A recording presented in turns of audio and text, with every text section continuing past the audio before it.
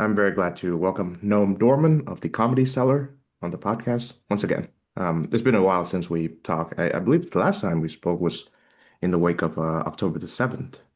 So it's been Sometime around then, yeah. 2 years or at least a year and a half. So Yeah. how have you been keeping, Noam? Thank you for joining us. I've been fine, actually. I've been fading a little bit on my day-to-day following of the news. I hate to say it. I don't know if that's unique to me or if that's a general kind of societal trend. I wouldn't be surprised if it is because it's not quite as interesting as it used to be. There's a lot of noise, but it's somehow not that captivating. And then Israel is it's just an aspect of human nature. You just get used to something after a while, and as the war goes on longer and longer, it's tougher and tougher to hang on every day, uh, report. Certainly. Yeah. You feel you have the same thing, or no? You're on top of the news every day like you ever were. I'm I I don't and I cannot. It's interferes too much with my health as well as my other work stuff. I'm, in the midst of reviewing for exams right now. Yeah, you're in Hungary. Where are you? Hungary? Yes, yes, yes. Yep. Still the same place last time we talked. Yeah, yeah. Yeah. I No, don't but, know. my memory is bad. So if I remembered you were in Hungary, that's because I like you. Oh, thank you. Thank you very much. Still here, still in Hungary. You're welcome to come by if you have time. I don't know about I'm gonna make it to Hungary. Although we were talking about going to Europe. Anyway, go ahead. I don't want to take your time with small talk. Go ahead. No, that's fine. But yeah, since you mentioned the news, I think it was Thursday that I heard the news of these two Israeli couples who got murdered in DC, Yeah, Sarah Milgram and Yaron Lishinsky, and it was a profound shock to me. It is because I never thought that anti-Semitic murders would come to the nation's capital. I mean, first of all, we had anti-Semitic murders prior. We had them on, in the synagogue during whatever it was during the Trump administration, and then we also had attempts. I remember the details, but there was one very noteworthy attempt during the Obama administration that failed for some reason. As I alluded to, my memory is bad, but that's definitely true. And of course, the war in Gaza is quite a provocation, and the images of people dying and yes, there is this maybe opportunistic, maybe not move to try to pin this on the protesters, but I'm uncomfortable with that tack. Um, we don't know. We don't know if the people certainly have a right to protest. Things like River to the Sea and globalize the Intifada. These are, I, th- I think, menacing slogans in the fact that they are purposely ambiguous. They could mean violence, they might not mean violence. But the people using them are very aware that to many, many people, globalize the Intifada means violence because the Intifada, second Intifada at least, was quite violent. The first one was violent too, throwing rocks, but not suicide bombings. So I don't really, we've never heard the word Intifada used that in some way didn't imply violence. So when they say globalize the Intifada, reasonable people will think that's violence. So you wonder why do the protesters keep on using that term? But having said that, to draw the connection between that criticism and a real manifestation of violence by some probably somewhat unstable guy, I would not do that. And of course, tomorrow is going to be the opposite direction. So, yeah, that's my feeling about it. Certainly. Yeah.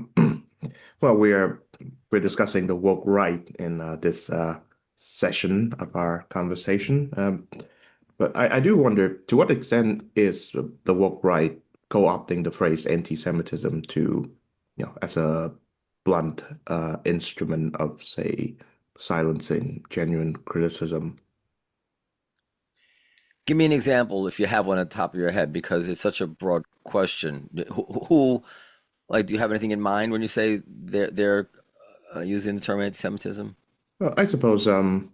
you know, the current president has been, using the pretext of anti-Semitism to crack down on universities, for example. I think, and I find that to be quite concerning. Do you feel that Trump is part of the woke right? He certainly is a figurehead and an enabler.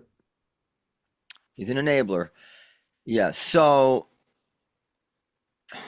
you know,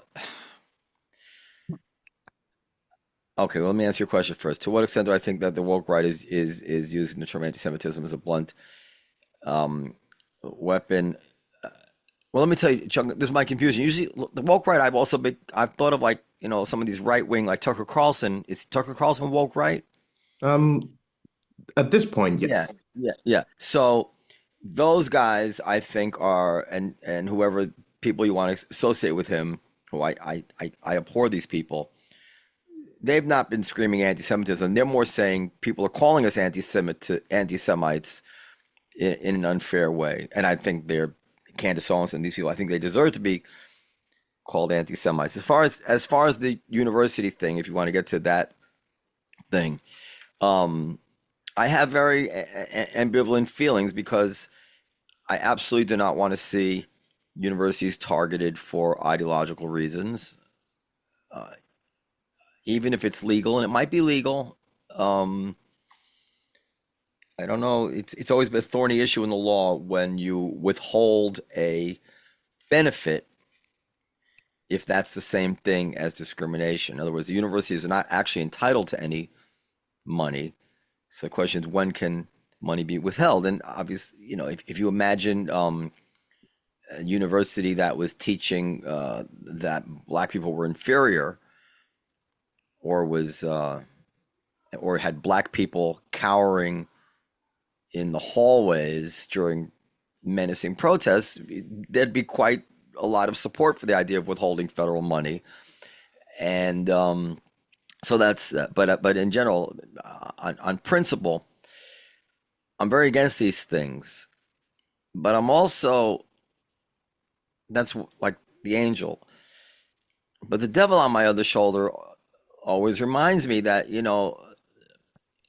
only suckers tend to blindly quote principle when the other side has made a mockery of the principles. Like if you're playing a game where everybody's cheating and you say, I shall not cheat.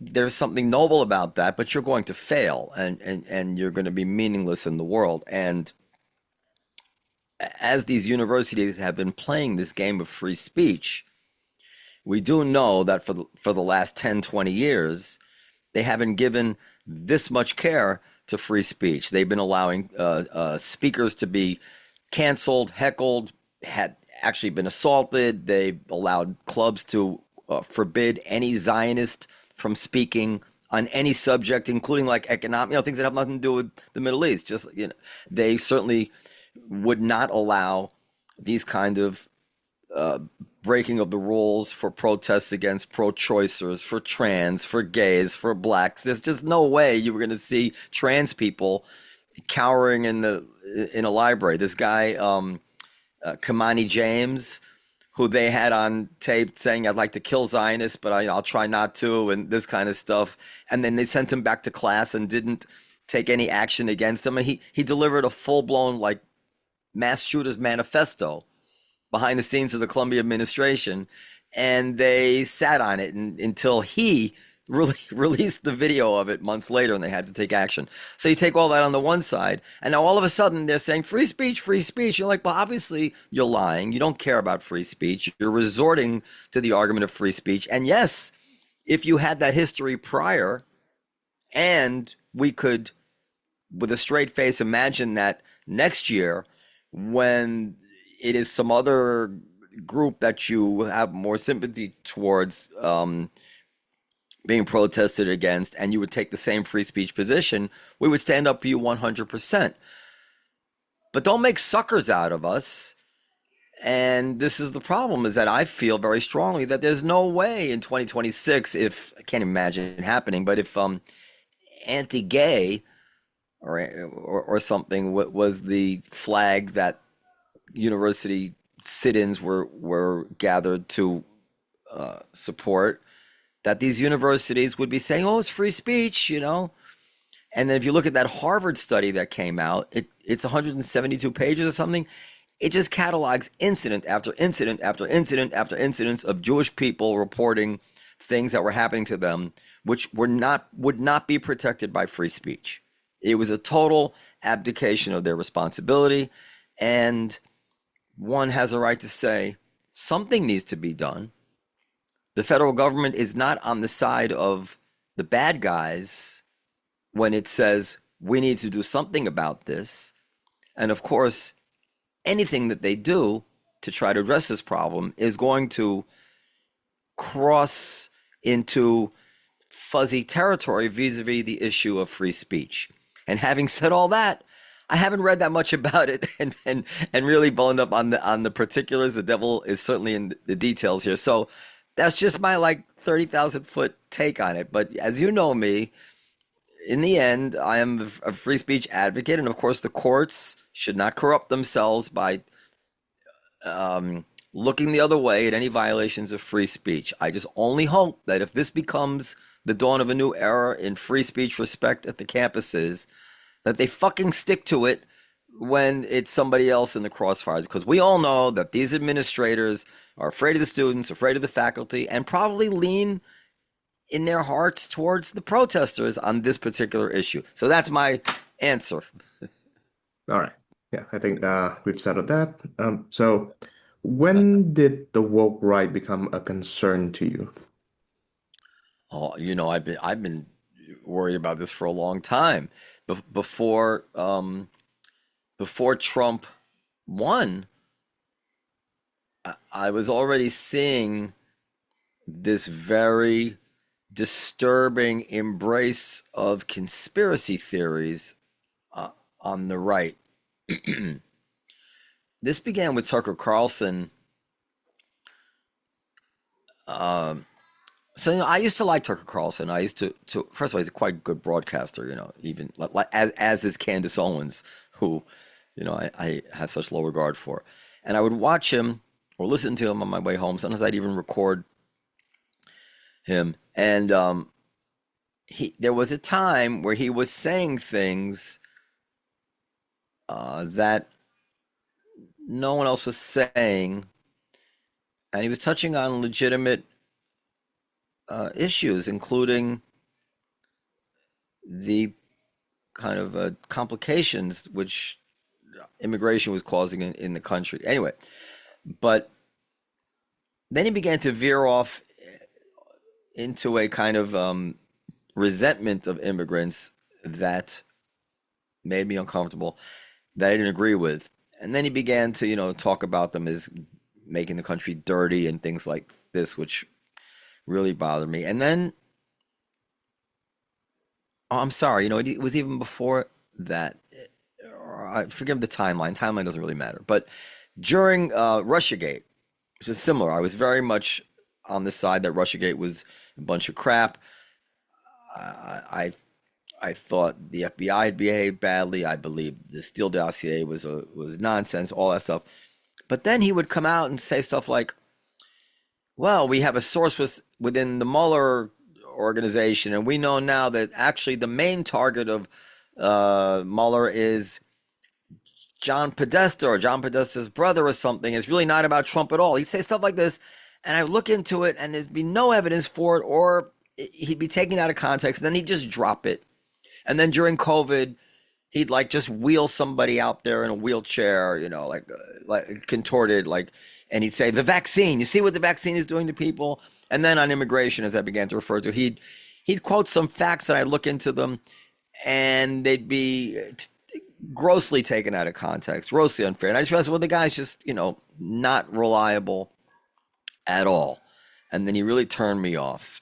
And then when it came to election denial and other stuff, he and his ilk, I just became really, really nervous about him, and resentful of him. Then when Ukraine war started, he talked about we have bio weapons labs in Ukraine, just like one nonsensical thing at all. Then he began to veer into anti-Semitism against Zelensky, calling him rat-like and sweaty, and then he'd say persecutor Christians, and then Israel came up, and then he would interview, an anti-Israeli Palestinian Christian, but he would cover up the guy's whole history and just try to make it out like Israel was persecuting the Christians in Bethlehem, when obviously, it's the Muslims who persecute the Christians.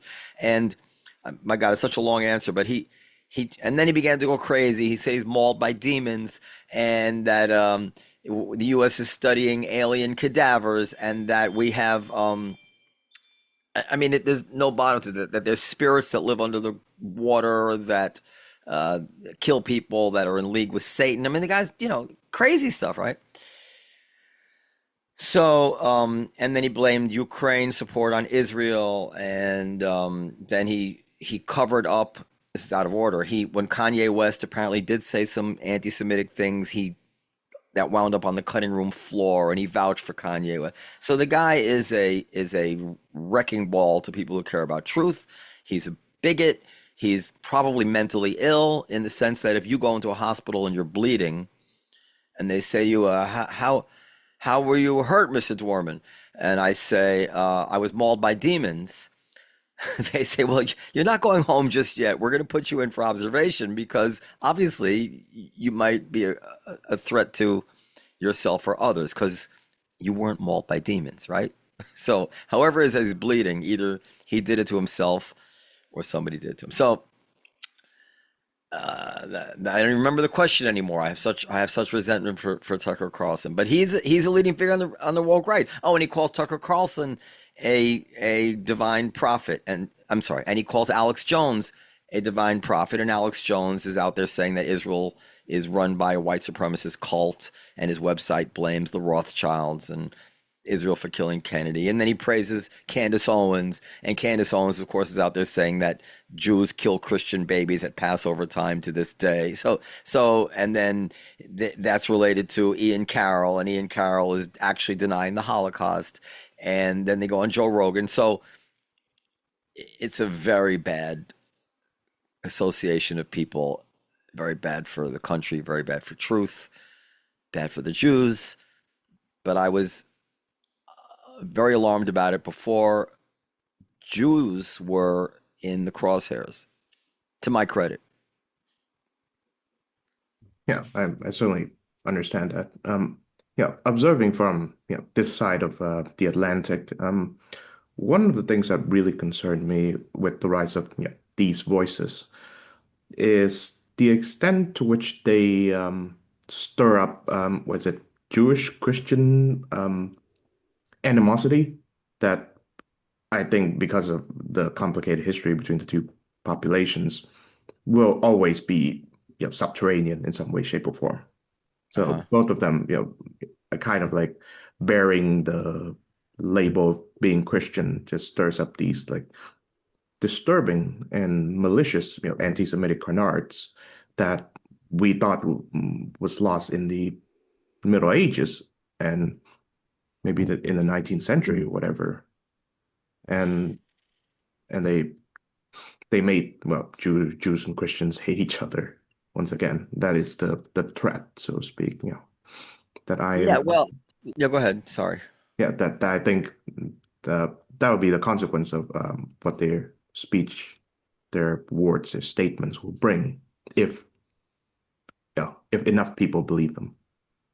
Yeah, well, yeah, and by the way, the other thing I left out of that list, but it bears on this, is that Tucker Carlson has also been enamored now with David Irving's theories of uh, at least of, he hasn't denied the Holocaust, but he's said that, or he's um, elicited from Darryl Cooper intentionally the argument that World War II was started because the Zionists controlled Winston Churchill and installed him to pursue their purposes. And then also on that same show was the notion that the concentration camps were merely overrun with exigencies, and then they were, starving, and that, in other words, that there wasn't a strategy to kill the Jews. So he's even engaging in and providing a platform for Holocaust denial and such stupid stuff. Even like, and then we ended up, and then we fought World War II supposedly because of Poland, and then we ended up giving Poland to the Soviets, as if, first of all, Churchill wasn't opposed to that, but also as if World War II was fought for Poland. World War II was fought to stop Hitler. Poland was just where we drew the line. Anyway, so this all, your question about Jews versus Christians. We Jews um, are raised uh, not to hate Christians, but to be scared of them, and to think that they hate us, right? The Christian world, and but we were also raised and experienced a kind of golden age in America in the last 50 years, where this really was a truly marginal fear and marginal view, and we had tremendous affection from Christians. The Vatican forgave the Jews, and just in everyday life, it was very clear to any Jew that anti-Semitism really wasn't a an issue in their lives. And yes, of course, somebody might call a Jew cheap, but so what, right?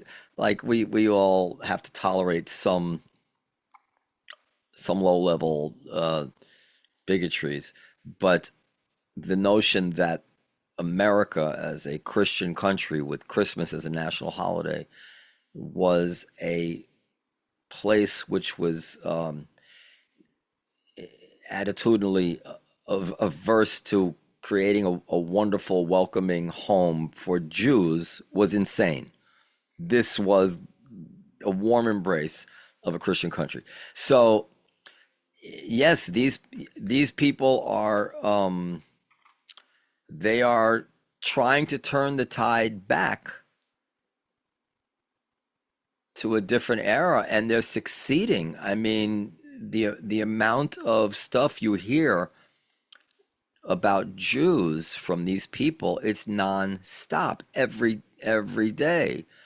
It's just Jews, Jews, Jews, Jews. The Jews killed Kennedy. The Jews, Epstein was a Mossad agent. Jews are behind our support for Ukraine. Jews are killing Christian babies. There's no end to it. And even, this is the most disturbing thing of all. Even as it extends to the people who I can't imagine are actually animated by this stuff, who are actually anti-Semitic, like let's say Joe Rogan, or I don't want to say the names because I know some of these people and I don't feel like getting into a fight, but even to those, into the Dave Smith, even as it gets to the reasonable quarters of people, they will not criticize this stuff. And you would think that at the point where somebody was saying the Jews kill Christian babies at Passover, you would think that that would be a line that people of goodwill would say, listen, I can't really be part of your clique in the world anymore. I might agree with you on X number of things, but certain other things are just, they overwhelm everything. Like I don't care if somebody agrees with me on 12 other issues that I agree with. If they're out there saying that black people are a bunch of monkeys who, dirty dirty the country, and nobody should, I would, I'd be like, okay, well, I'll find someone else who agrees with me on these 12 things. You and I are done here, right? I mean, to me, it would be just, and it has been, there was one situation like that in the comedy community, just like natural as anything, as waking up in the morning, like, well, okay, that's just, I am no longer going to be publicly or privately comfortable with that person, especially if it's a an association which is based on some sort of shared belief system. In other words, if my grandmother did it, I might say, listen, it's my grandmother, and I might try to talk her out of it, but would I never talk to my grandmother again if I found she had some racist notions? No, I don't know if I would do that. I probably wouldn't do that. It's my grandmother because the core of my association with her is blood and it's love and affection as grandmother, and her political beliefs are in some way beside the point.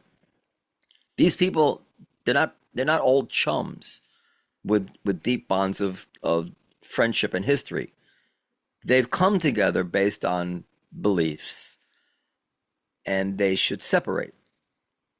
And people should declare their positions, I believe, on where they stand on such on issues of aggressive bigotry, given the undeniable historical record that these ideas are as destructive as conflagrations. These ideas will destroy a country. We cannot feed these fires. And one way to feed the fire is simply by giving it respectability and polite company. They should not be respectability and polite company for vile, racist, and hate. They just shouldn't. That makes me some sort of old fogey. That's the way I feel about it. I see. Well, I'm a Catholic, and well, you're Jewish, so I certainly hope that you're not afraid of me as I'm speaking to you right now. No, of course, you know that. No, you Yeah, seem well, very menacing. just to make sure. I mean, we're some distance away, but just to make sure. Um, just to play devil's advocate. It's something that I'm interested in doing.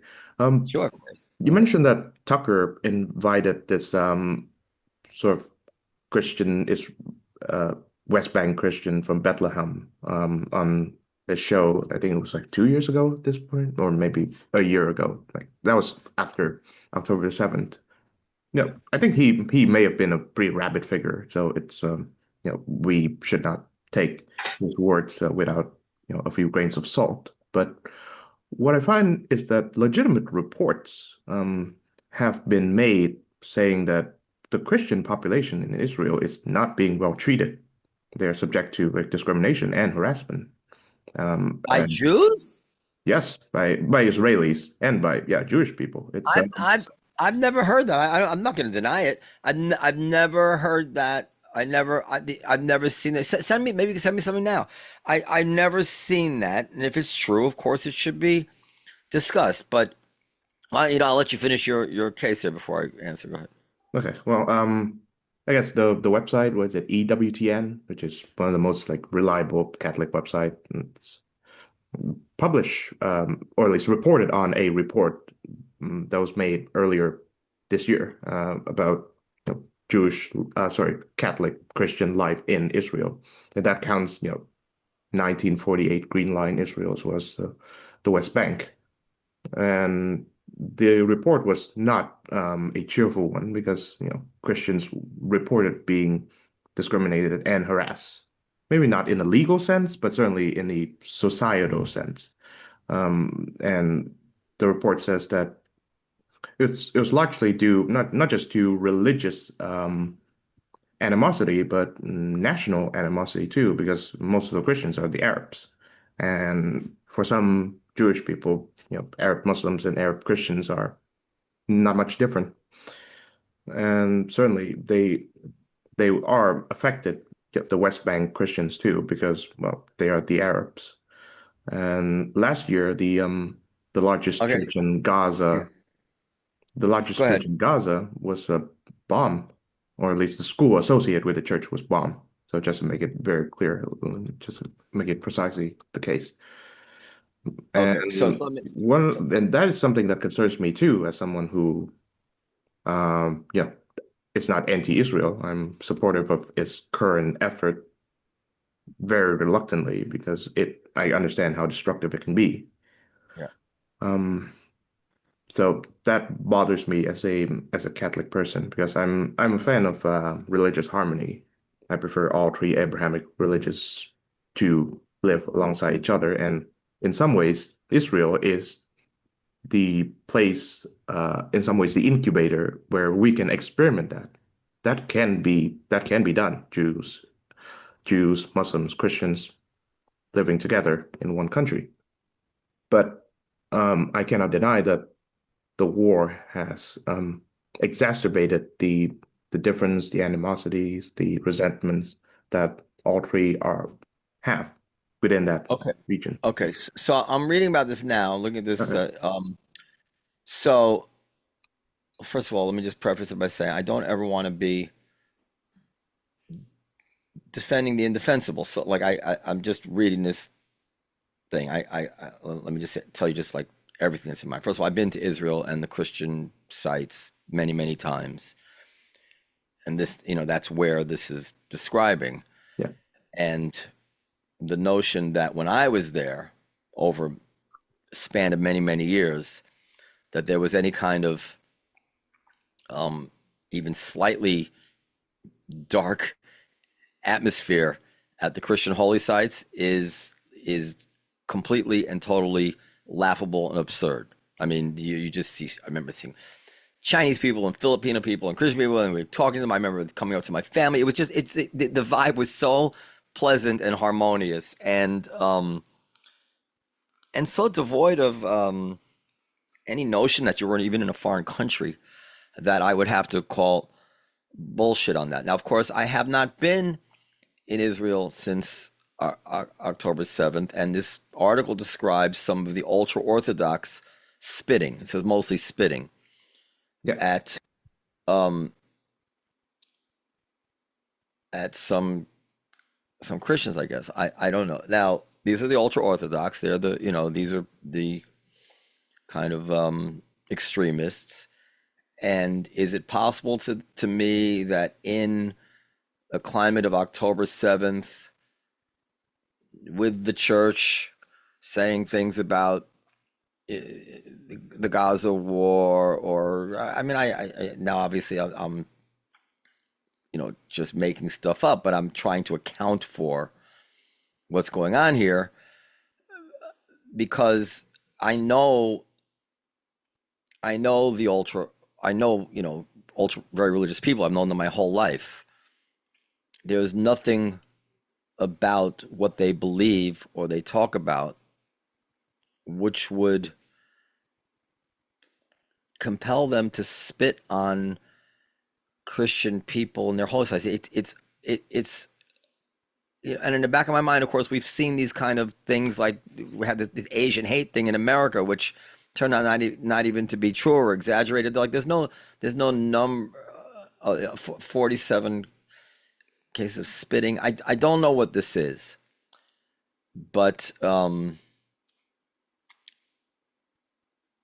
and if it's true, it needs to stop. Obviously, it's something we've never heard of before. Uh,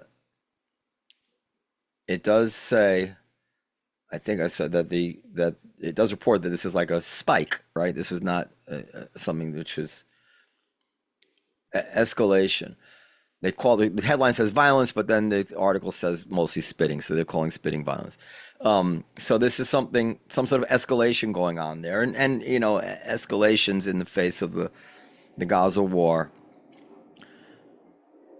It would not be going out on a limb to imagine that there's some dynamic going on now caused by this unusual circumstance that is bringing something ugly to bear, and that's as far as I'd say about that. However, you certainly must know this: the dwindling of Christian populations throughout the Muslim world is quite different than spitting, and the number of Christians in Bethlehem has gone from whatever it was, high percentages to very low percentages, has nothing to do with Israel.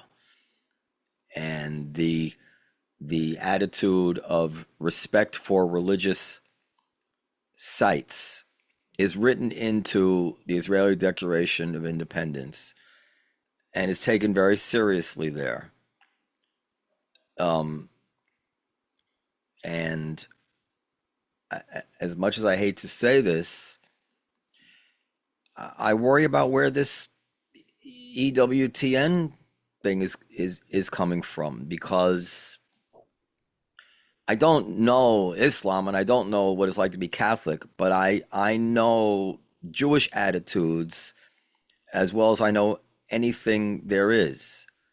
And there just is quite simply no active movement to persecute Christians in Israel.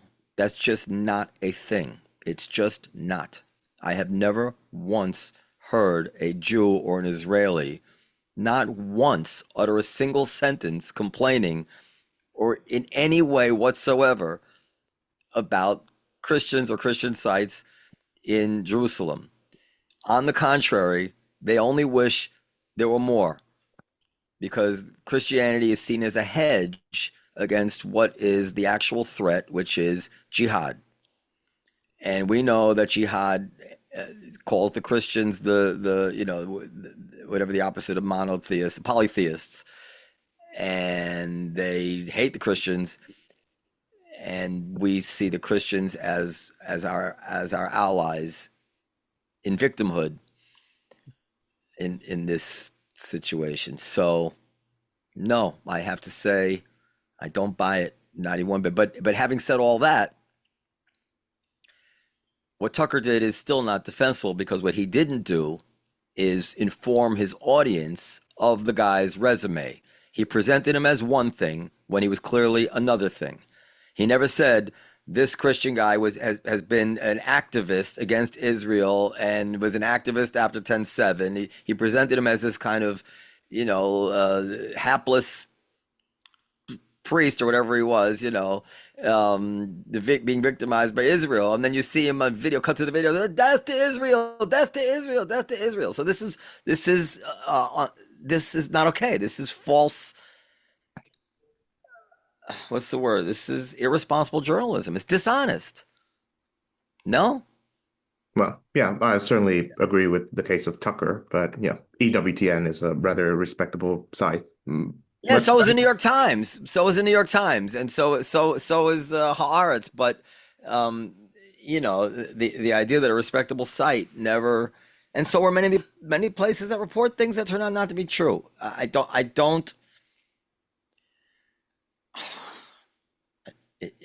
I would just tell you, even if it's true that there's some group of crazy far right religious Jewish fanatics who somehow have taken to spitting on something Christian, you would be making a huge mistake to think that this represents something about some growing actual thing in Israeli society or among Israelis. I guarantee you it's some tiny group of fanatics who, and of course, I hope the Israeli police put their foot down, as I'm sure they would, because, as I said, Christians are not viewed as a threat in Israel. Christians are not trying to take over Israel. They're not blowing up buses. When I was a kid, Arabs weren't viewed as a threat in Israel. I mean, I remember, being after 67, going through the old city, and this is all new. The Arab world was a threat in terms of wars, but Arabs in Jerusalem it's a totally different thing. So no, I'm saying no. Okay. You can send me stuff. If I turn out to be wrong, I'll come on your show and I'll eat crow. Okay, well, I'll hold you to that. So do you want me to fetch the crow, or do you want? Yes, of course. I want to know what's true. I want to know it's true, of course. And if it's true, then I will talk about it and call somebody on my show to try to hold them accountable for it. Okay. But it simply does not, this kind of thing does not evoke in a Jew some sort of positive feeling. It would evoke shame. It's not something that we feel or have been raised to feel. On the contrary, I could take 100 Jews at random and say, "Did you hear this bit?" And they'd be like, "Oh my God, that's awful." There'd be shame attached to this, because it's not culturally, it's just not part of us to think that people ought to be spitting on Christians worshiping. Have you heard about anything like that in America? It's not. There's plenty of Orthodox, far right Jews in America. We never heard of that. It's not, we just never heard of it. Okay. Yeah. Well, yeah, that's something we can, I suppose, Yeah. tentatively agree to disagree. Yeah. Mm, I like to point out too that, one of the final statements that the Pope, by which I mean Francis, made before his passing was to call for a ceasefire to, cease all hostilities between, the Israelis and the Gazans, because I'm sure he's heard enough, you know, tragic innocent deaths, you know, by both, Jewish and Gazans and Israelis alike. And he wished to, just stop the fighting and Oh, permit oh, the I'm sorry, Chuck. I'm sorry. I just yeah want to read this. I'll look at the AP because it so bothers me and it'd be so shameful. It says Jerusalem, October 3rd, 2023. A video shows ultra. So this is before October 7th. Interesting. So yeah even before yeah. October the 7th, it was a Um, problem too. Like the Jewish spitting people. incident, the spitting incident, which the city's minority Christian community lamented as the latest in alarming surge of religiously motivated attacks, drew rare outrage on Tuesday from Israeli Prime Minister Benjamin Netanyahu and other senior officials. Since Israel's most conservative government in history came to power last year, concerns have mounted among religious leaders over increasing harassment. Many say the government, with its powerful changes, has emboldened Jewish extremists. What happened with the right-wing religious nationalism is that the Jewish identity has been growing around anti-Christianity, says a Christianity expert and founder of Israeli Highland. Even if the government doesn't encourage it, they hint there'd be no sanctions. These worries, where's Netanyahu? Um, there are roughly 15,000 Christians. Netanyahu's office insisted on Tuesday Israel is committed to safeguard. I strongly condemn any attempts to intimidate worship. I am committed to take immediate and decisive action against it. The spitting scene captured on Monday by a reporter at Israel's leftly harassment shows a group of foreign pilgrims beginning their procession through the limestone. So clearly, this is AP. So clearly, it happened. Um, I don't know. I don't know. There's always something in the world, but this I would not. This is this is just some crazies. That's what I'm going to say. And Okay. I hope the government puts a stop to it. This is not an Israeli. Listen, you also know that these same people don't even believe in Israel's right to exist. Yeah, You're of aware of course. that. Yeah, Yeah. the Hasidic, right? The Right. Haredi Hasidic. Yeah. Well, a certain sect of them. I'm just saying, like, there are people in Israel, and I imagine these intersect, who are so crazy that not only they feel this way about Christians, but they feel this way about the Jewish state. Like to universalize some sort of Israeli attitude from these people, I think would be a tremendous uh, uh, error of analysis. That's what I would say. Okay. Well, again, it's not my intention to cast No, I know, I know. aspersions. No, no, I'm happy you brought it up. Go ahead. Yeah, it's not my intention to cast aspersions or to, I guess, I stir the don't take pot of, is I Jewish don't take Christian animosity. I'm just pointing out that, this thing happens and it concerns me as a Catholic Christian yeah, person. yeah, yeah. But you would be making a mistake to use that as some sort of defense of what Tucker Carlson said. Because Tucker Carlson didn't mention that. He mentioned other stuff, and clearly it was he was on he was not speaking truth. Of course. Yeah, I don't see Yeah, any truth or value in the Carlson conversation, but I'm interested in the topic at all. Like, yeah, of what's course. Christian life like in Israel? And And, what and I've you read should is be. not great. You should be because it won't stop. These things. This is not limited to Jews' misbehavior. None of these things stop unless you cast attention. You put attention on them. Okay. Well, Yep. I'd like to mention too that, before his passing, the Pope says, and I quote here, this was in March of 2025. He said, I'm saddened by the resumption of heavy Israeli bombing on the Gaza Strip, causing many deaths and injury. I call for an immediate halt to the weapons and for the courage to resume dialogue so that all hostages may be released and a final ceasefire reached. Sounds perfectly reasonable to me, but many of the Pope's statements, including this one, have drawn a lot of backlash from people who are really pro-Israel. Read it again. Read it again, if you don't mind. Okay.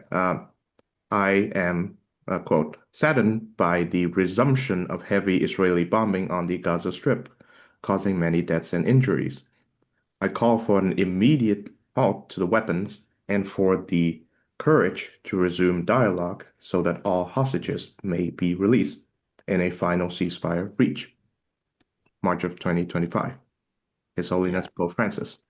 Yeah. I don't follow the Pope's statements, and I will say in the Pope's defense, they're always anti-war, and it's, but look, you didn't bring me on here to discuss Israel, but at some point, the people have to decide whether or not they believe.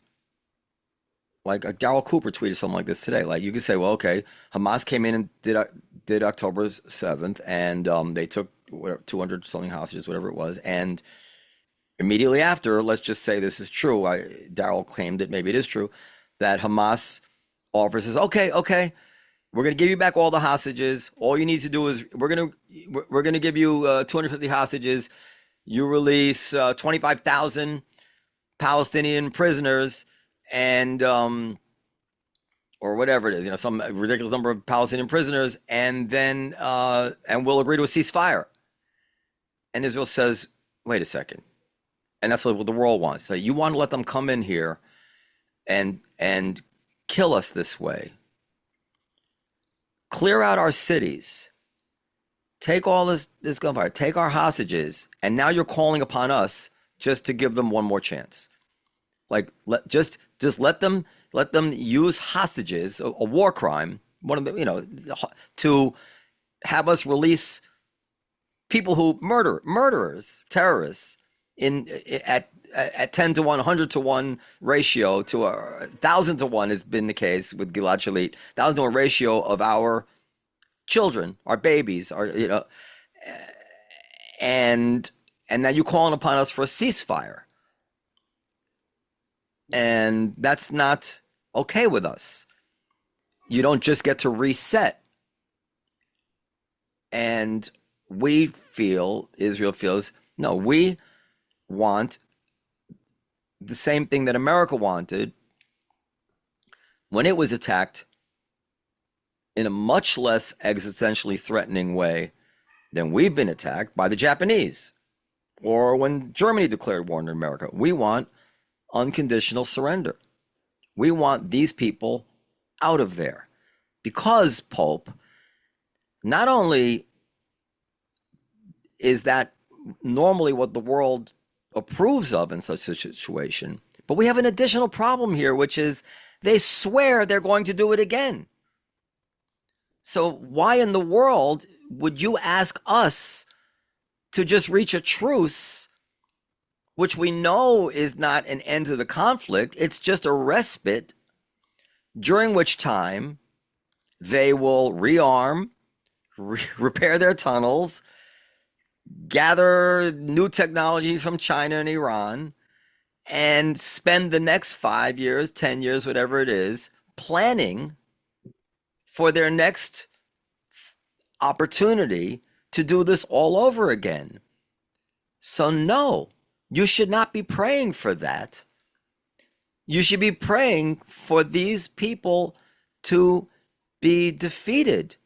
The idea of having our hostages returned sounds so nice. What you're saying is let Hamas reach the final stages of their plan, which was, we'll go in there, slaughter them all. By the way, they intended to go all the way to Tel Aviv. They were also hoping that Hezbollah would join in, that to this day they're calling upon people in Israel, Arabs in Israel, to rise up. This is a 6-7 front attack. And the Pope said, I just hope there's a conversation. And there's no indication that he wants to admit that the conversation is totally false. I mean, he could say, I would like to see Hamas recognize the right of a Jewish state so that there can be a productive conversation about ending this conflict. He would never, because that's the root of the conflict. You go any Hamas document. Even recently, there was a guy from Hamas on that hearing in England. They said, "Well, would you agree to two states?" Because no, what don't you understand about what we're saying? No, no two states. Never, never, never. We will do it again. We will do it again. Who can live that way? Mhm. That's my feeling about it. Okay. Now I understand. I discount popes because they, like I said, it's not unique to Israel where they'll utter naive proclamations of peace. But is there some rule that says when you're a pope, you have to be completely naive to the real world? Well, I'm not too sure, but then again, His Holiness Pope Francis passed away, so well, I suppose you can hope that the new pope may change his tune on these certain things. Yeah. Um, I mean, I don't expect, yeah, yeah, whatever. I just, it really does bug me that this notion that Israel has of unconditional surrender is not more intuitively supported by people who could certainly, who would certainly understand that's what we would expect from our government. I mean, we did not stop until we got bin Laden, did we? He was no longer a threat to us by the time we finally got him. We did not stop until we got him. And we destroyed Al Qaeda. We destroyed ISIS. We all much less threatening to us than Hamas is to Israel, while Iran is feeding them money, while Qatar feeds them money. It's an unbelievably difficult situation that the Israelis are in. You think the Israelis, do people believe the Israelis want to send their children to fight for nonsense? They're sending their own sons. Gadi Eisenkot is in the war cabinet. His own son died in the war. When was the last time an American president sent their own son to die in a war? Yeah. let's see. It's they're fighting for their survival there.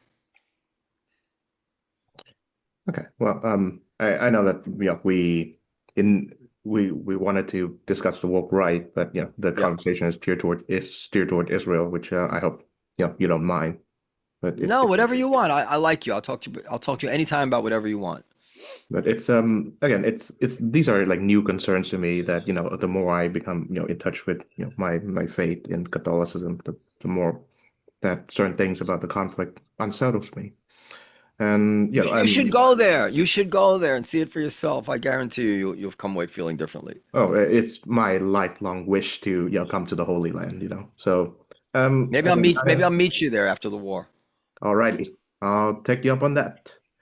Um, so like I said, my view on Israel is it's I respect the fact that they have built a Jewish democratic state, and there's still a conflict between Jewish and democratic. Uh, but as I've said earlier, Israel presents a grand opportunity. I forgot the word. Uh, Incubator of experiment for the three Abrahamic religions to live with each other.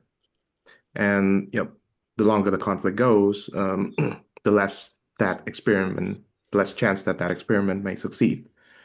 Um, so I'll say this. The Jewish people, they have a saying, right? May their memory be a blessing to someone who Hmm. passed away. Now, I don't know the Hebrew word, so you have to educate me on that. But what troubled me is that, I've mentioned, the Israeli couple who murdered, and the Bibas family some months ago, and of course the October 7 people. It's become obvious for me that for many Israelis and Jewish people, the memory of these men and women have not served as a cause for blessing, but a cause for revenge. The book of Deuteronomy says that vengeance is mine, said the Lord. So the Lord God has a monopoly on vengeance. In the book of Genesis, God told Cain after he slew his brother, your brother's blood is crying out to me from the ground. And that really drove home to me the point of the conflict, in that I'm one of those people who, you can call me naive, but I believe that all wars are fratricidal in nature because we are all children of God.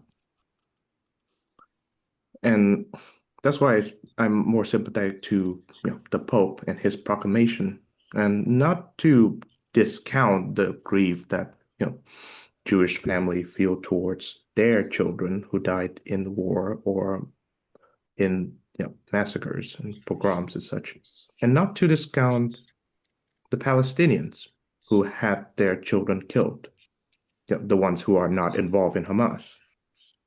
I read a story, and you can look it up. It's on Reuters. And by the way, children whose parents are involved in Hamas. I mean, children are innocent either way. But go ahead, go ahead. Yeah. So, so I read a story, right? It's on Reuters. So it's last year. So, a father is picking up birth certificates for a newborn twins. And when he picked up his certificate and he goes back to his home, the twins were dead, and as a result of an Israeli airstrike. Hmm. And that is just unimaginable. I've heard, and this is something that I believe in, that Israel tries its best to minimize civilian and innocent casualties. I still believe in that, even though, that story really tested my belief on that. Why did that story test your belief in that? Well, because two newborn twins were dead, and they had nothing to do with Hamas or Well, the twins were not targeted. Obviously, the twins were yeah. Well, I know they were not targeted, but they they were they were civilian casualties. yeah. But that why would that well why would that test your belief in the fact that Israel is we know that, and we just saw it a couple weeks ago with this Sinwar's brother. Yeah, Um, Hamas has built 300 miles of tunnels under every single highly populated mosque, hospital, school, building in Gaza. There is no way to get to Hamas except through civilians. Period. And that is on Hamas. And I'm not actually saying that in every strike, Israel is.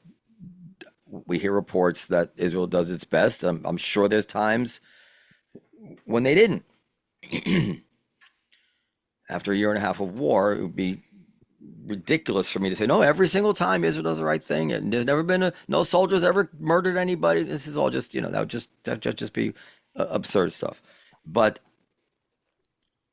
there is no and by the way, Gaza has one of the highest birth rates in the world. The base rate of women and children in Gaza as part of the population is very, very high. They don't wear uniforms.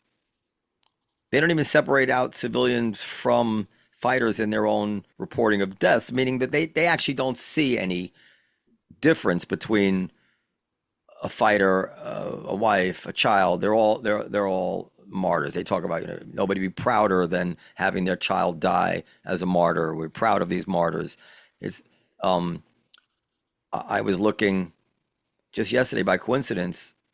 You can chat GPT it. There's example after example after example of nations evacuating their populations to safe areas when they know there's incoming bombing.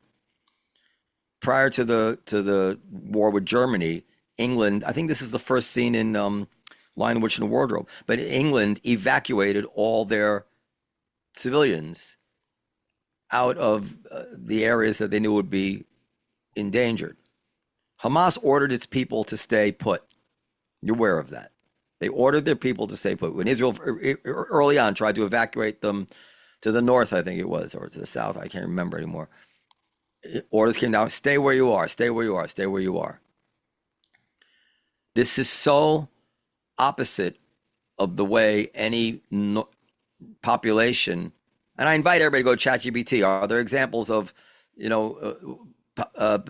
countries evacuating their civilian populations when they knew war was coming? And it'll spit out 10 for you in seconds. Um,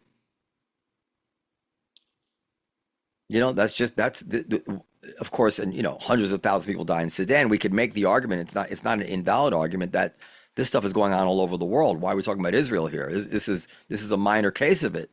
You think that there's not twins or children, babies dead in every single conflict known to man? You think there's not Ukrainian babies dead? You think there's not Sudanese, Yemen, Tigray?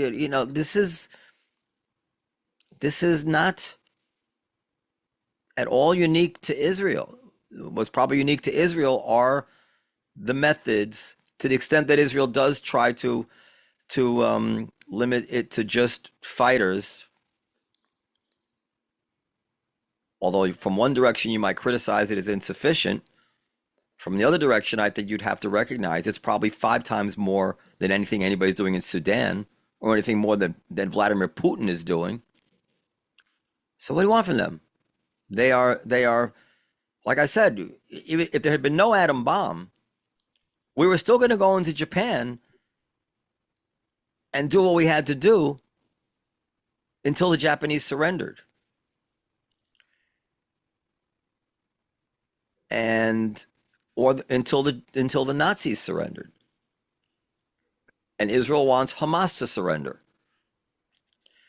And that is not, vis-a-vis world history of the people we usually consider the good guys in these conflicts, that is not unusual. That is something that a nation that is attacked this way has been entitled to insist on, particularly when the nation that attacked is organized to continue to do this forever. I don't know that the Japanese swore to fight America forever. They might have just stopped. But Hamas has made it clear they will never stop. And Hezbollah will never stop. And Iran will never stop. So what does it mean to have a ceasefire with people like that? It means you're giving them a time to rearm and reorganize and re-strategize, to take advantage of newest technologies. This is, no sane population would do that unless they have to buckle to world pressure. And I am not, I should have said earlier on, I can't imagine the pain of losing your children. I just can't imagine it. And I don't even have the ability to comfort myself with the notion that I'm proud that they died as martyrs. And I say that with some derision as it comes out of my mouth, because yes, I do note that when these children die, I feel for the loss of life of children. And I imagine the parents are fighting terrible grief because they're humans. But I can't fail to note that there's also a kind of rapture that is expressed of pride that these children somehow died in this cause of eradicating the Jews from Israel. Am I being unfair? No, no, I don't think so.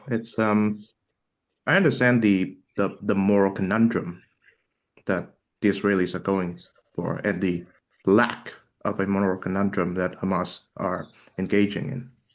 It's something that I can take into consideration, and you can believe me that if I will in if I have like a rabid anti-Israel person as an interlocutor who says all these nonsense about like genocide or colonialism and apartheid, whatnot, I would present roughly the same arguments that you and you know very luminous other Israelis No, and Jewish people I, have presented.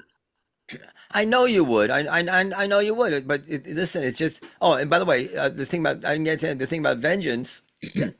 The Bible also says an eye for an eye, tooth for a tooth. But I don't will not endorse vengeance as a reasonable strategic objective of a war. Nor do I think, although I'm sure it's fueled by rage and the instinct of vengeance, I think a totally rational, dispassionate view of the situation has to come to the conclusion that this is that Hamas is a profound threat to Israel, and that the threat only gets worse with time. And if the threat gets worse with time, then the very compelling logic is Israel needs to end the threat now if it can. And it doesn't know if it can, it's going to try. And even if it fails, it doesn't mean that trying was wrong because nobody knows the future. Let's say there's a 5% chance that Israel can get rid of Hamas once and for all. And let's say it doesn't pan out that way. Does that mean they were wrong? No, it's on Hamas. Hamas absolutely can tomorrow say, okay, we're going to take safe passage out of here. Here's your hostages. We care about our children so much. They don't. They don't do anything. I mean, it's become cliche. There's not a single bomb shelter in Gaza, despite spending billions and billions of dollars to build underground structures. What does that say? How does all this get put on Israel? Can I say one more thing? I made this point to somebody, and I think I made this kind of like thought experiment. Like, I'm in Gaza with a top Hamas operative, and just, early on when they first take over Gaza, and he says, "No, I have an idea. We're going to build tunnels under under our schools, under our mosques, under our hospitals, under all our populated buildings, everywhere, 300 miles of them. And we're going to use these tunnels to fight Israel. It's a great idea." And I say to him, "But Ahmed, if you put all these tunnels and all our strategic assets under all our population, and then you use this to fight Israel, when Israel retaliates, they're going to have to go through our population to get to us. So you can't do that. You're gonna kill everybody." And Ahmed says, "No, that's where you're wrong. If we do that and we attack Israel, Israel can't hit us back through our population. It would be immoral. If we do this, we win." Follow me, right? And that's essentially what I'm detecting in the cracks in your armor and everybody's armor. It's like, you know what? Let them win. Let's rubber stamp and approve of this tactic in violation of morality and international law that says that you cannot create a strategy for war which is designed to use your own civilians as your final weapon, and say, well, Israel has to bear the burden of the fact that the Gazan civilians will die, even though that is the strategy of Hamas, and Hamas could very easily stop it. They could stop it by surrendering it. They could stop it by evacuating, working with Israel to evacuate their hostages, their civilians. They could have built bomb shelters. There's all kinds of things that Hamas can do, and they won't do because they're very smart and they understand if they don't do it, the world will put pressure on Israel to desist. So it's a total inversion of morality and international law, where it's the bad guys, the evil people, who are weaponizing morality to their own immoral aims. That's what's happening. I defy anybody to tell me I'm wrong on that. Now, if Israel can't succeed and they know that these people they're killing are dying in vain, that would be immoral also. But I don't believe they're sending their own children to die for sadism. I think they believe they can win. That's what I think. Yeah, and I don't dispute that at all. No. What I'm just presenting is, well, here's how I look at it. Uh, Sean, you don't have to be defensive. I'm not. You don't have to worry about me mistaking where you're coming from. I have full faith in you. If you're worried about the listeners, by all yeah, means, that give yeah, whatever that I whatever have the disclaimers you want. Yeah, yeah, I have the listeners' consideration in mind because yeah, I've been called both pro and anti-Israel by people. So it's something that I'm somewhat proud of, even though yeah, I'm still grieving for the people whose lives are affected. yeah, I'm reminded of that quotation by Prime Minister Mayer. Or is it we can forgive you for taking the lives of our children, but we cannot forgive you for making us take the lives of your children. yeah.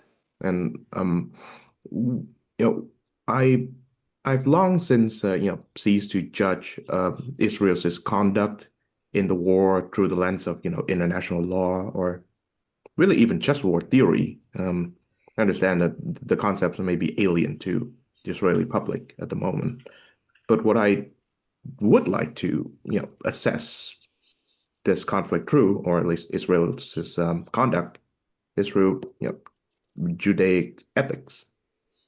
And for that, I'm trying to understand Jewish ethics as much as I could. Rabbi Jonathan Sachs is a great authority on that, so everyone should check him out. May his memory be a blessing. I'm reminded of again this passage in Genesis where Abraham pleads to God about sparing Sodom, and he asks God, so if there are 50 righteous men and women, well, it's just men in the Hebrew language in Sodom. Well, would God spare it from destruction? And God says, yes. Well, what about 40? Yes. What about 30? Yes. What about 20? What about 10? So I think Abraham stops disputing with God at the number 10. So we can agree that if at least 10, there are 10 righteous person in Sodom, then God will spare it. But then, of course, God didn't spare it. Um, I'm reminded of this story because Israel is planning to invade Gaza as we speak. And there's going to be destruction. Gaza is going to be destroyed if Israel gets its hands on it again. And I have to believe that there are at least 10 righteous Gazans in that area. And I don't know whether that would be sufficient for the Israelis to spare it. You know, God didn't, so I wouldn't count on the Israelis to spare that portion of earth.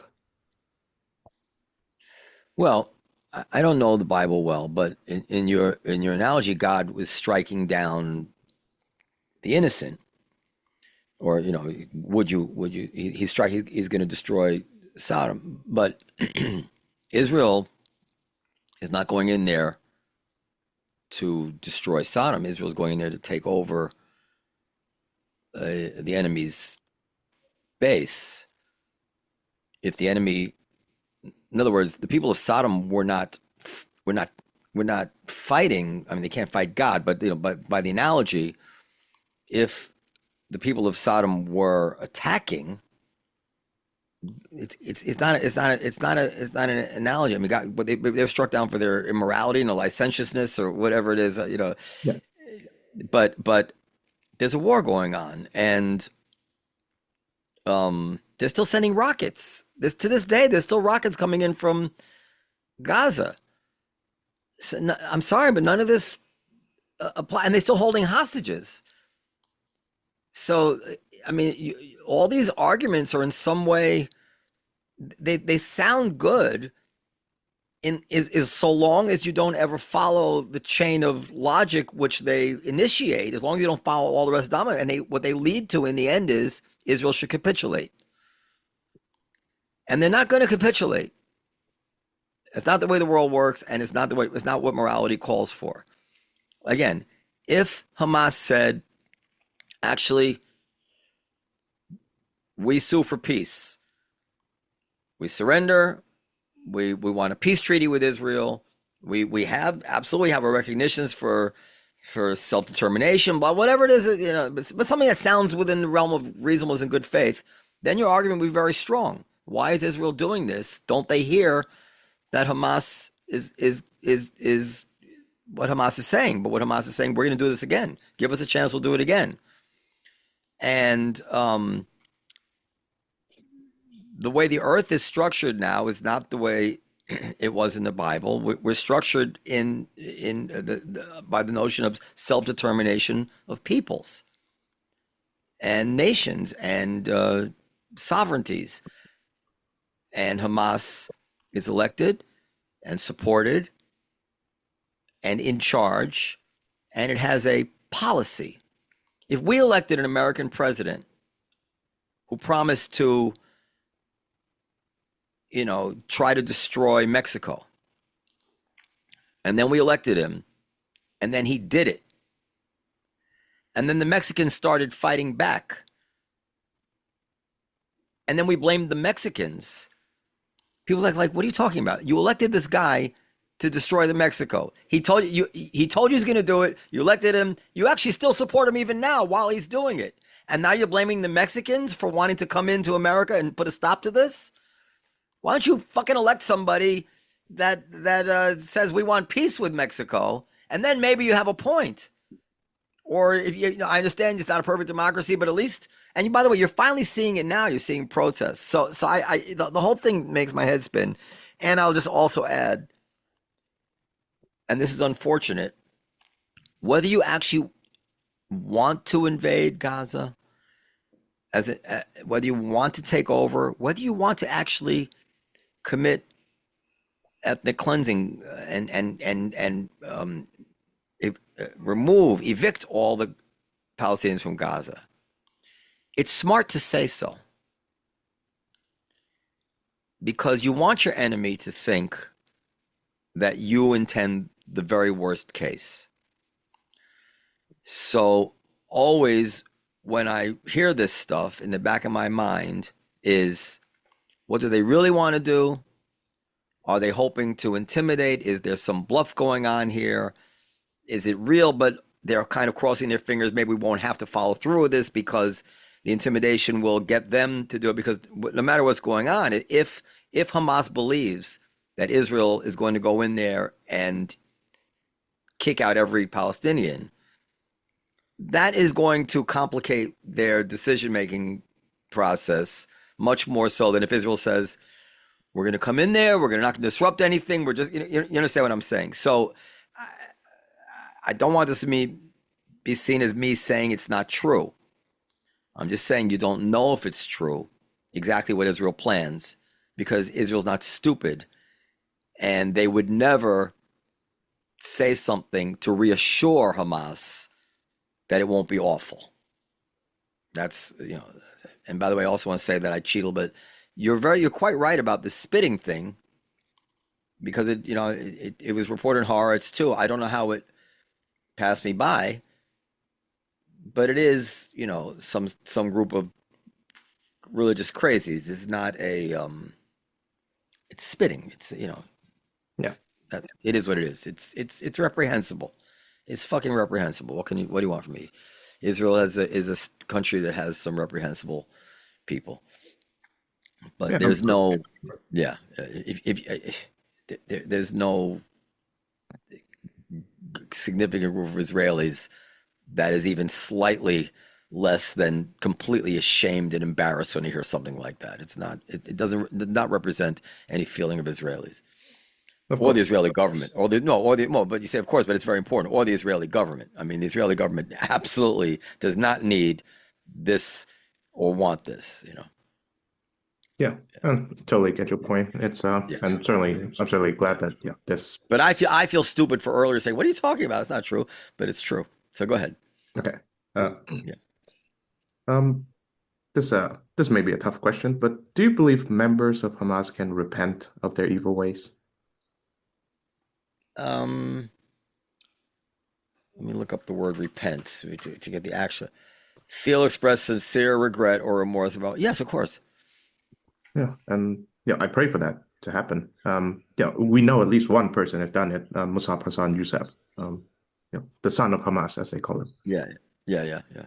I pray that Yeah, more people like him, come up and say, yeah, this is a terrible organization. I'm sorry I was a part of it. And yeah, yes, of course. I have. I mean, it's not likely, and there won't be many of them. I'm sure there were Nazis who repented. I'm sure there were. People see the errors of their ways. And by the way, I hope some Israelis repent for things that they might have done. I mean, there's no question that war, especially as you get used to it, this is the danger I think with a long war. I joked more than once about, like, as a way of illustrating the human ability to get used to stuff. I imagined, and then I actually heard that it was true, that the first time Obama had to authorize a drone strike where they knew it was a good chance to civilian, he agonized it over it. And he wanted to hear it again. And what about this? What about that? What about this? What about that?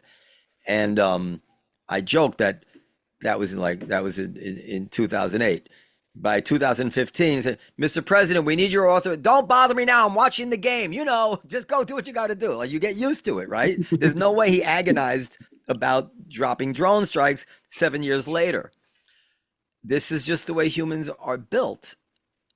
Um, and so as the war goes on, I imagine it gets easier and easier for things to be authorized that would not have been authorized, earlier on. It's just people get used to the brutality on both sides. sure, yeah, certainly. Um, Yeah. yeah, And I my worry. my worry as a non-Jew, non-Arab person, lies more in the moral ethical dimension. In that, I hope that a morally chastened people like Hamas members can find repentance. But I'm also worried that a a moral people, I think the Jewish people, can become morally chastened because of the war and because of the bloodshed, and they feel like they have to take extreme measures or measures that previously believed unthinkable in order to secure their being even. Listen, we Jews have a culture, for lack of a better word, culture that we think is pretty good in terms of its focus on the importance of human life, morality, not imposing our ways on others, and valuing uh, education and open-mindedness, blah blah blah blah blah. Right? We take pride in that, and in a certain, there's objective measures given Jewish achievement in the world to say that this is a very good and effective objective cultural overlay on human beings. But what that does not mean is that we're not human beings as vulnerable to all the evil instincts and urges for violence and revenge and rape and pillaging and all of it as every other human on planet Earth. It is simply a cultural overlay on humans. It does not end all the human flaws. And under enough stress, that cultural overlay will decay and even disappear in the face of more primitive situations like war, like seeing your children killed, like you know, seeing your friends being blown up, whatever it is. You follow me, right? And that's why I don't ever want to vouch for anything that Israel is or is not doing based on the fact that they're Jews. As much as I understand that being Jewish alters the overall probabilities of what I expect to be true and not true, it does not reduce them to zero or even 1%. There's going to be numbers of my people who are going to do awful things. It's just the case. But it does not change the overall. And by the way, that was the case of the American Army. I mean, you name it, right? But it does not change the overall fact that this is a war of a people that um, wants and has wanted nothing more than to have its corner of the world there and be left alone. It does not, as can't be said enough, all this occupied territory was not occupied pre 1967 when the Arab armies attacked, when Jordan attacked. All of this came about and grew from an earlier refusal to accept that the Jews were going to have this corner of the world. And you can go back to 1948 and say that they shouldn't have had it to begin with. I would debate that point very strongly, but that ship has sailed. They are there, and there's a moral obligation to accept the practical. And they were this close. Well, they probably weren't this close ever, but they talked like they were that close until Sadat walked out, until Olmert walked out, and even Norman Finkelstein said recently, I saw a video that he feels that even within the Arab community, the Palestinian community, he suspects that they don't want to let this go. They don't want to let the cause go. Like the idea of making peace with Israel is not something they are looking forward to for various, he said some reasons. I have my own other reasons, which is I think that there's a fear that it would, if Israel were to leave the West Bank, even unilaterally, it would descend into a bloody civil war. And I think the middle class Palestinians on the West Bank, of which there are many, don't see the alternative as necessarily better. I'm sure they hate the Israelis with righteous indignation for the kind of humiliating things they experience on somewhat regular basis. But that doesn't mean that they believe that a Palestinian state would be some wonderful place to live. They're not, again, they're not stupid. They are able to look out on the rest of the Arab world and say to themselves, okay, which one of these countries would I prefer to live in? Which one of these countries would I feel was going to respect, is not going to be violent? Which one of these countries would never break down into civil war? Which one of these countries is going to have leaders that don't torture me if I get caught saying the wrong thing? You follow, right? Like Israel, it's not all bad. So it's a very complex situation. Of course. Yeah. Yeah, I've mentioned this to you. I think it was the last time we talked that, how Israel was the first country to accept like Vietnamese refugees. And Yes. it was a wonderful story. And it remains still to this day my personal reason why, you know, I would defend the country of Israel against, some of its most vicious critics. Well, this is why the whole notion of the Israelis being anti-Christian is so Yeah, even uh, that too. abs- no, but I'm absurd to me. Like, yeah, like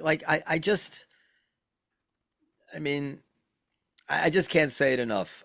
These because this has really embarrassed me and upsets me. These right wing fanatics. I imagine they're like there's this cliche thing like somebody a Jew will go toy toy like a feigned spit at somebody who would hate the Jews, or even at like the Pope, toy toy, like it's not a real spit. I don't know if there's some version of that, but I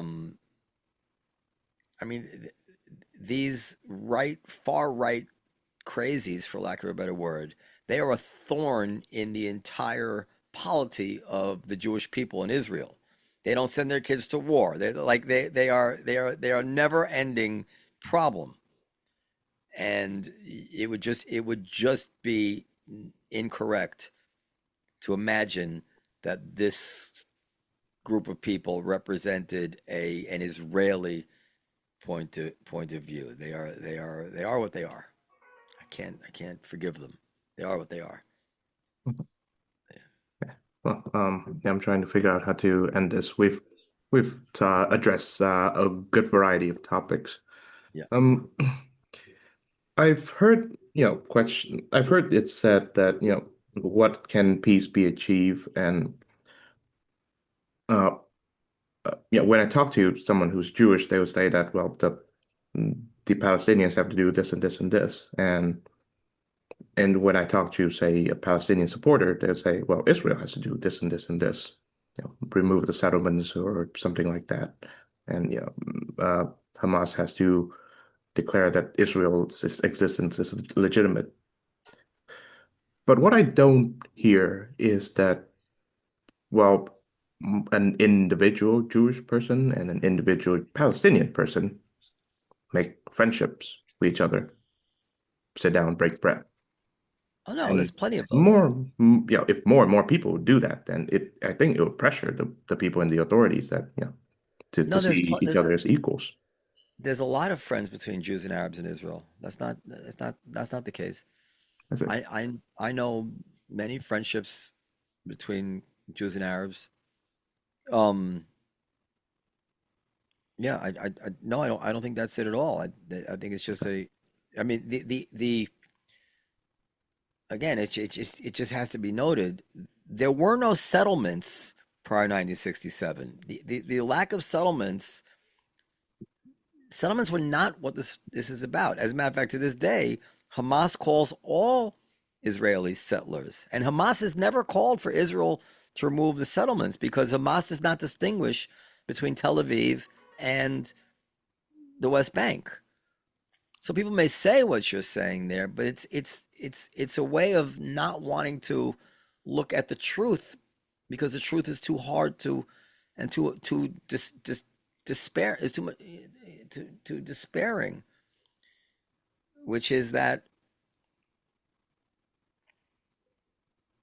to what extent it's 100% of the population, or what percentage of the population, this is to be speculated upon, but certainly a critical mass, meaning that it's enough to be controlling of the Palestinian people, feel that they will never, ever accept the existence of Israel in any borders. And as a matter of fact, when the Clinton talks broke down and the Intaba and the Clinton parameters, settlements were settled. Like they were going to remove these settlements and land swaps. That was not the problem. The problem was Arafat did not want to agree to the end of the conflict.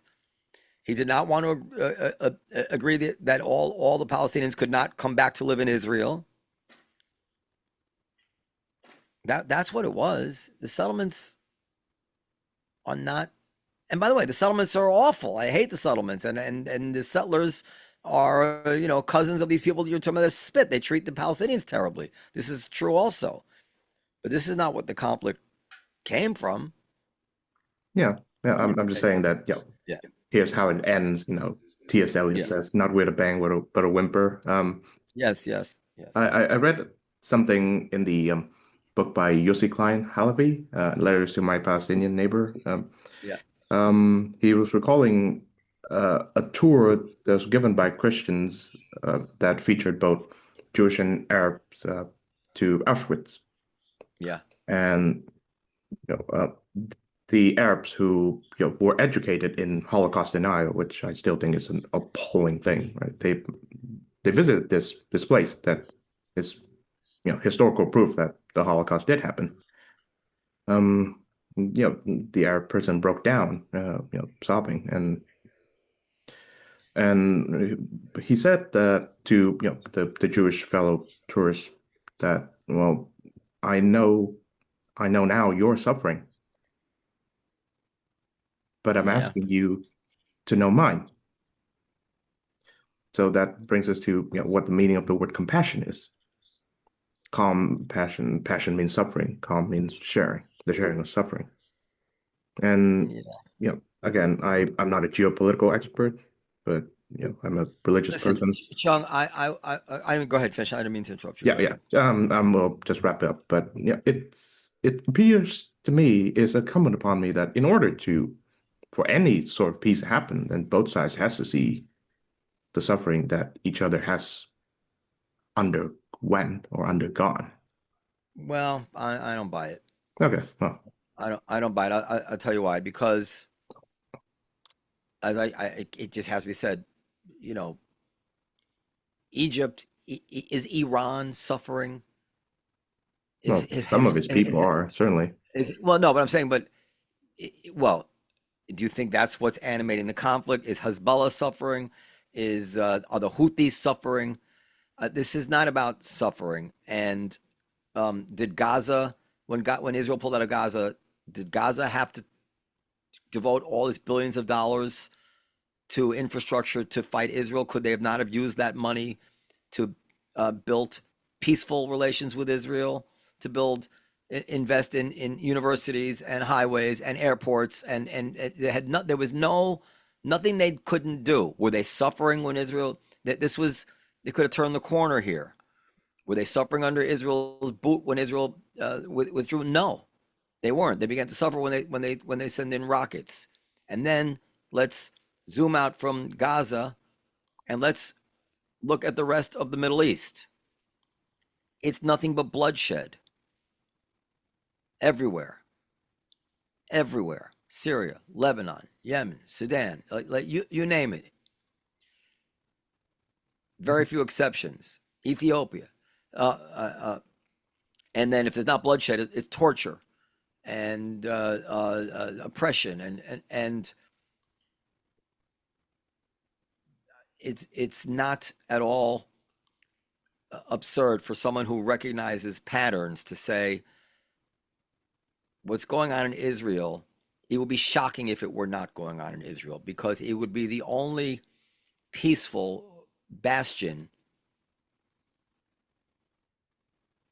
of non-tribal violence. Or put another way, where the Sunnis kill the Shiites, kill the Wahhabis, kill the Alawites, kill the blah blah blah. Somehow you're saying to me, but the Arabs and the Jews would live together peacefully. This is some misunderstanding between them. And I'm saying no, this is a perfect, predictable continuation of the pattern of bloody tribal violence throughout that part of the world. The only group that does not engage in that tribal violence is the Jews. And that is the way I see the conflict. Okay. I do not think it's because the Jews fail to see the suffering of the Arabs. On the other hand, on the contrary, there's all sorts of organizations of Jews dedicated to helping the Palestinians. As we know, many of the people slaughtered on October 7th, you know this, right? Yeah. Were the Jews who were activists to try to bring aid to the Gazans. They actually, or brought Gazans in to work for them, who assiduously drew maps of the homes of the people who felt their suffering, exactly what you're saying, so that they could be murdered. So I hope I'm wrong, but I'm a kind of person who I'm very very sentimental, but I can't let that blind me to what seems to be the truth right before my eyes. That this is not just some both sides are equal, both sides care about human life, both sides think bigotry is wrong, both sides believe in brotherly love. There's no indication of that. Go to Sudan, go to Syria, and now explain to me what the problem is there. So I'll take you up on that at some point. No, I'm a big traveler. a big traveling They took person. a chainsaw to, and they took a chainsaw to the journalist, right? MBS took a chainsaw to the journalist, a chainsaw, and they recorded it. And he's the moderate. That's what we're dealing with. Okay, well, I try to end Sorry. on a lighter note somehow. So since you mentioned Iran, I'll give you a lighter note. A lighter okay, note is that one happy byproduct of this awful conflict is that I got to meet you, and that we have a friendship now. And I mean that from the bottom of my heart. I like you very much, and I very much respect your approach to these matters, which I think yeah, is even-handed and compassionate. feelings mutual. So, All right. hey, well, it's good to see you now, and I hope we can do this again sometime. Anytime you want, I'm always available to you.